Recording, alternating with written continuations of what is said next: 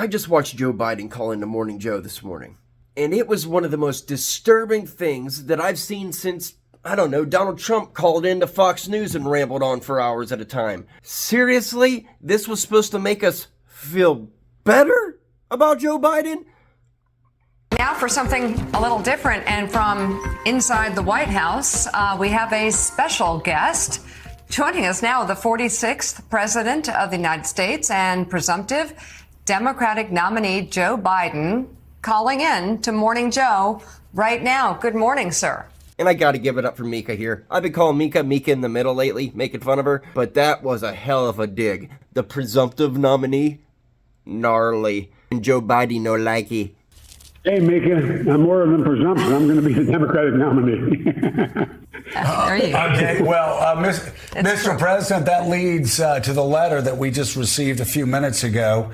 And I'm curious, there's a part of it where you talk about the fact that you got 14 million votes, 87% of the vote. It was an open process. You only had 3 people running against you. You have 3,900 delegates. And then you ask this question, do we now just say the process didn't matter, that the voters didn't have a say? I'm curious, is that an allusion also to Donald Trump and the fact that Democrats, you believe, may now be doing the same thing that Donald Trump tried to do in 2020, and that is overthrow the popular will of Democratic voters? Well, look, Joe, let me say it this way. The reason I've been out on the road so much all over the country, and while Trump is riding around in a golf cart, filling out his golf cart before he even hits the ball. But anyway, he hadn't been anywhere in 10 days. I've been all over the country, number one. And I've gone over the country for several reasons. One, to make sure my instinct was right about the party still wanting me to be the nominee. And all the data shows that the average Democrat out there who voted, the 14 million of them that voted for me, still want me to be the nominee, number one. Number two, the idea that Donald Trump has gained in any substantial way, has his argument to why he should be president is anywhere convincing than it was 2 weeks or 3 weeks ago. It's just not there. And we're just starting to focus on Trump. And look, I attended services, spoke to over 600 people at Mount Airy Church of God in Christ in Philly. I stopped by campaign field offices with John Fetterman and Madeline Dean, both strongly supporting me. The President and the First Lady, we spoke at a campaign ice cream social for AFSCME, Council 13 in Harrisburg. 40 minutes after we spoke with supporters, stopped by Denim Coffee. I was with the governor of Pennsylvania, who's still strongly supporting me. So look, and the fact is that this week I'm going to be hosting NATO Summit here in D.C., going to hold a press conference on Thursday. On Wednesday, I met with the National Union leaders of the AFL-CIO. On Friday, I traveled to Detroit, Michigan for a campaign event. Just on down the line. And so I'm not getting any of what I was told. I wanted to make sure I was right, that the average voter out there still wanted Joe Biden. And I'm confident they do. And I'm confident, and like I said, the press is with me. I think they've been fairly fair. I haven't read any reporting they did today. But the fact is that, I think they have to acknowledge we had large crowds, enthusiastic crowds. And, and now they're talking about whether I use a prompter. Well, I did it all extemporaneously. The fact of the matter is, I was using prompters too. I don't get that. But at any rate, the bottom line here is that we're not going anywhere. I am not going anywhere. I wouldn't be running if I didn't absolutely believe that I am the best candidate to beat Donald Trump in 2024. We had a Democratic nominating process where the voters spoke clearly. I won 14 million of those votes, et cetera. So I not only believe that from the beginning, but I wanted to reassert it and demonstrate that it's true. And I'm going to be doing that all through this week and from here on. So we noted yesterday that it was quite a contrast to the people that were supporting you yesterday compared to, say, a lot of the Washington insiders and Hollywood moguls, and go down the list. of very powerful people that want you out compared to the support that you had in Pennsylvania yesterday.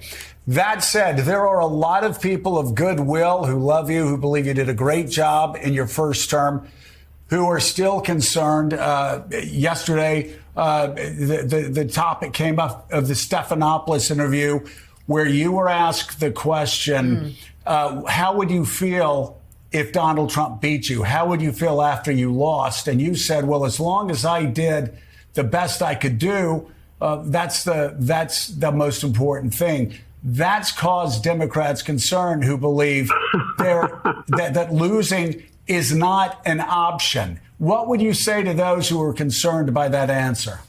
It's not an option, and I've not lost. I haven't lost. I beat him last time. I'll beat him this time. And this is a guy who, look, we talk about debates. Look at his performance with debates. He lied over, Trump has 50 lies. I mean, look, this is a guy who says 10% of the universe. I don't want to get into it. He's just a liar. And he hasn't done a damn thing since the debate. He's been riding around in a golf cart for 10 days. He's down in Mar-a-Lago talking with his wealthy friends. I'm not running because of these guys, Joe.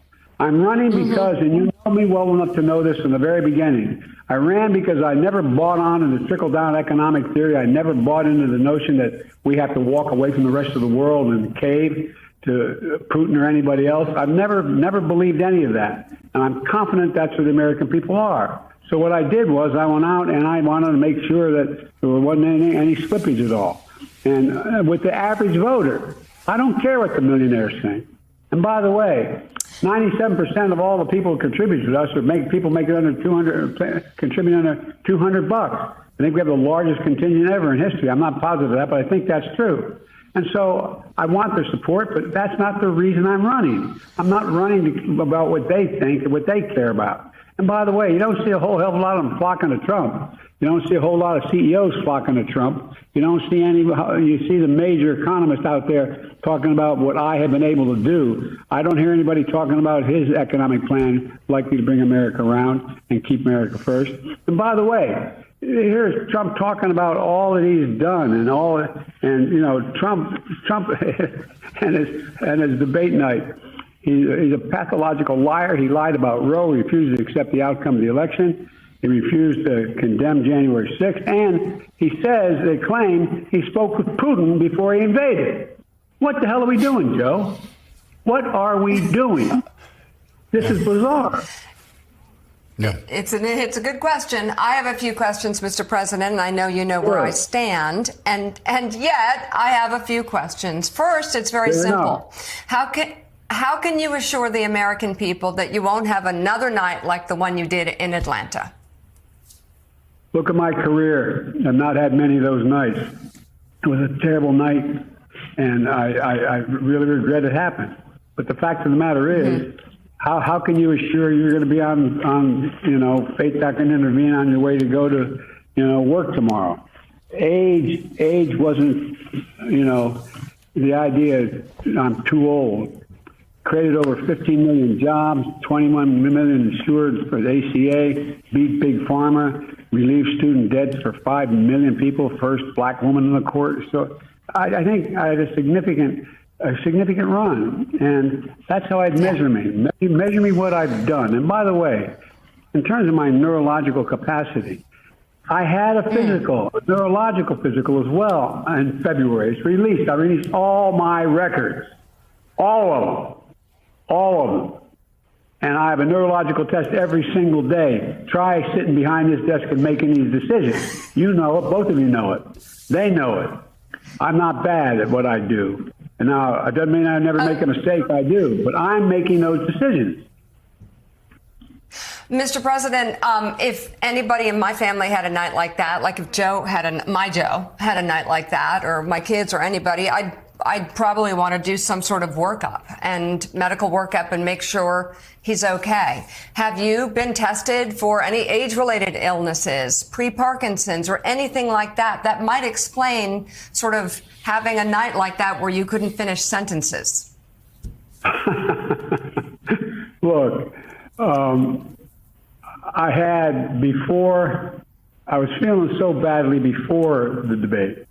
when I came back. They tested me for, I thought maybe I had COVID, maybe there was something wrong. I had an infection or something. They tested me. They gave me those tests. I was clear. So, but look, I had a bad night. But the fact of the matter is, look at what I'm doing. I mean, let me put it this way. If there was something that was wrong that night, it's not like it comes and that's one night and it goes away. That's why I've been out. I've been testing myself, been testing everywhere I go, going out and making the case. The night of that debate, I went out. I was out till 2 o'clock in the morning that very night. That very night, it drives me nuts, people talking about this. That very night, I was talking to large crowds. Look at the crowds we've gathered everywhere from Atlanta to North Carolina to Pennsylvania, and look at the enthusiasm. But it was right after. And where the hell's Trump been? What has Trump said or done except deny and lie about what he's for?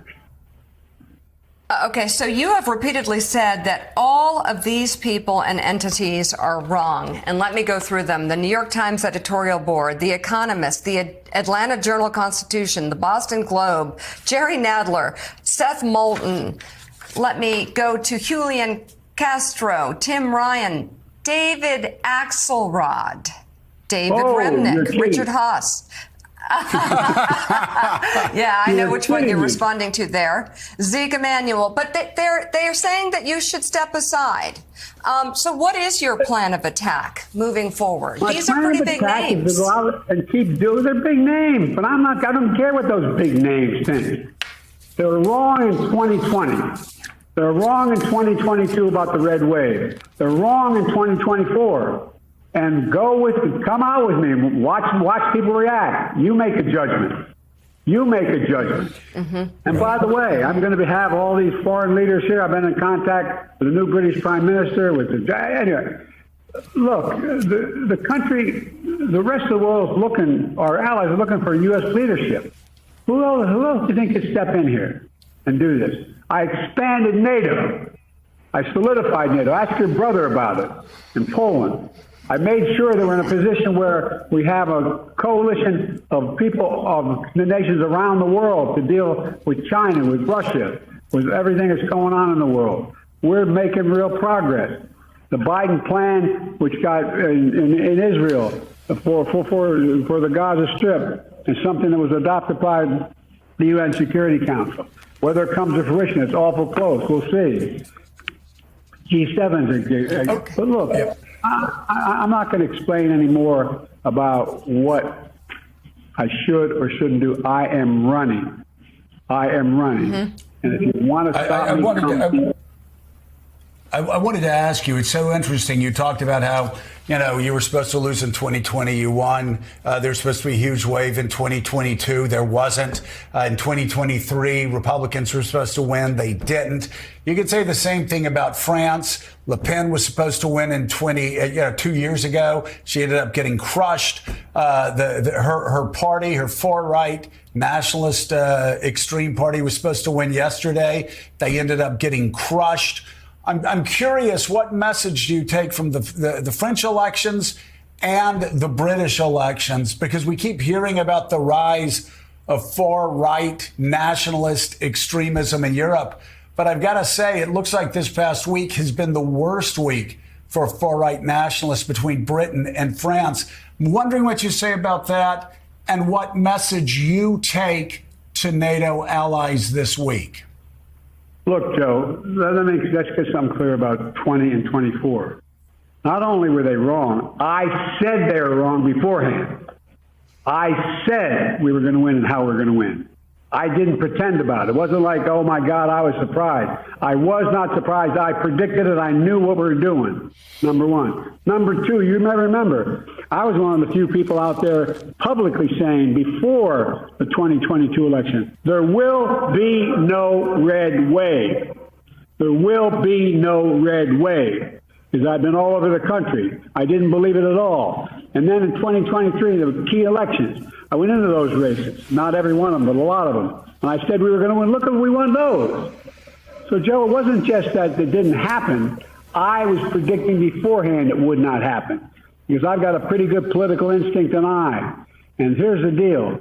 It's not going to happen here this time around. The American public is not going to move away from me as an average voter. And again, I'm here for two reasons, pal. One, to rebuild the economy for hardworking middle-class people, give everybody a shot, just a straight shot. Everybody gets a fair chance, number one. Number two, remember all this talk about how I don't have the black support? Come on, give me a break. Come with me. Watch. I'm getting so frustrated by the elites. Now, I'm not talking about you guys, but about the elites in the party who they know so much more. But if any of these guys don't think I should run against me, go ahead, announce for president. Challenge me at the convention. You know, on Europe, the polls are wrong. In France, they're also right. There's no right wave or tide here in America either. By the way, in case you're wondering whether there is one, have you ever seen Trump run away so fast from what he's for? You know he's going to do it anyway, but have you ever, I mean, he's such a liar. This guy, everybody knows what they're planning to do. And now he's saying, no. This guy is going to rip away at a woman's right to choose in a permanent way. This guy is going to make sure that he exacts revenge. This guy's going to destroy democracy. This guy's going to give a blank check to the Supreme Court and going to use its past, the 2025 agenda. You know, this guy's extremely dangerous. But you notice he doesn't speak up for what he really is for. He's all of a sudden realizing, oh my God, nobody's for what I'm for. But anyway, look, and again, think of the things he lied about. He talked about he gave the largest tax cut in history. Yeah, he gave the largest tax cut in history to millionaires and billionaires. He said that he's going to, those 10% universal tax proposal is not going to drive prices higher. Every major economist in the world is saying it's going to drive the average $2,500 per person. Only jobs we created for illegal immigrants and bounce back jobs and bounce back from COVID. Give me a break. That's what he said at the convention. At the debate. Everything he said. He said, he largely fixed COVID. You kidding me? And what happened? Nobody said anything.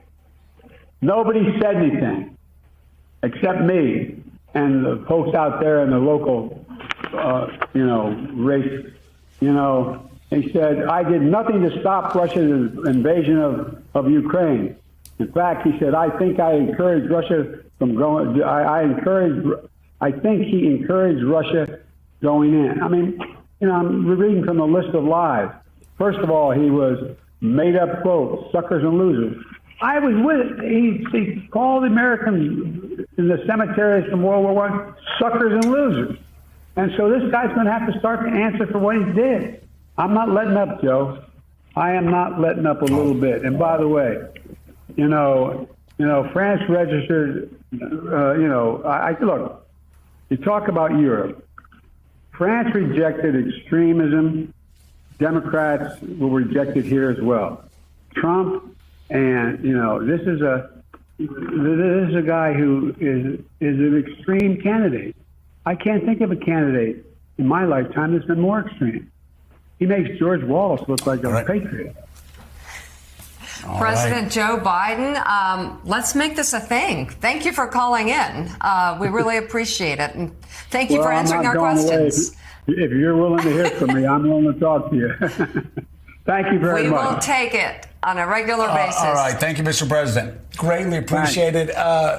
President Joe Biden. I've been saying, the more I've been seeing Joe Biden lately, the more I'm thinking he's stuck in one of these old man moments where you're trying to take grandpa's keys from him, but he's not giving up the keys. And the car in this metaphor being democracy. Especially when the person borrowing the car is Joe frickin' Biden. Or Donald Trump for that matter. People want to say, but Donald Trump. The difference between Donald Trump and Joe Biden is the base chose Donald Trump. They are excited and inspired to vote for their candidate. The DNC chose the candidate for us. We did not choose Joe Biden.